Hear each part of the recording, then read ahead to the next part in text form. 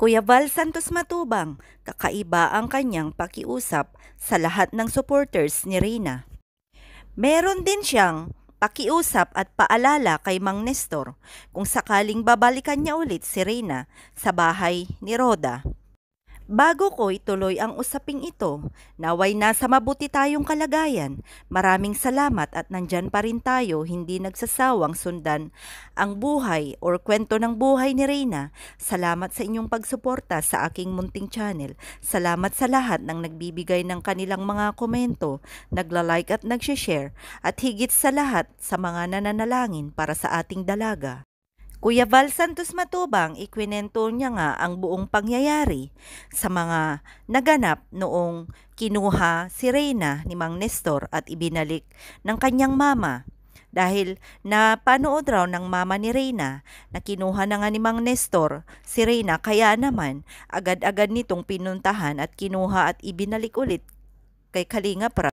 May pakiusap nga si Val Santos Matubang na sana ay huwag tayong mag-react or mag-bash kay Mang Nestor ng mga below the belt kasi parang ito ang nagiging dahilan upang sa ganun ay kinukuha niya nga or hindi maganda ang kanyang saloobin kung meron siyang naririnig sa mga reactors o sa mga iba't ibang video na kanila sigurong napapanood or naririnig.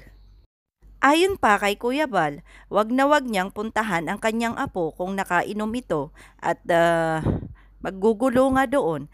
Kaya naman mga kareyna, sana ay sa katulad ko ng mga reactors, hayaan na natin si Mang Nestor. Mag-focus tayo sa kalagayan ni Reyna sa ngayon at lalo na alam natin na kay Kalingap na ito, sana ay magkaisa pa rin tayo upang sa ganon ay suportahan ang dalaga sa pamamagitan ng panonood ng mga videos patungkol kay Reyna, kung ano man ang i-upload ni Kalingap Rab at ni Val Santos Matubang.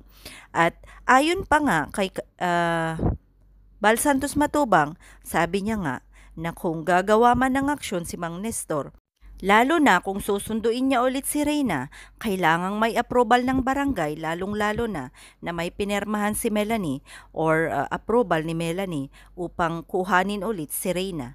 Ganon ang kanyang sinabi sa kanyang live.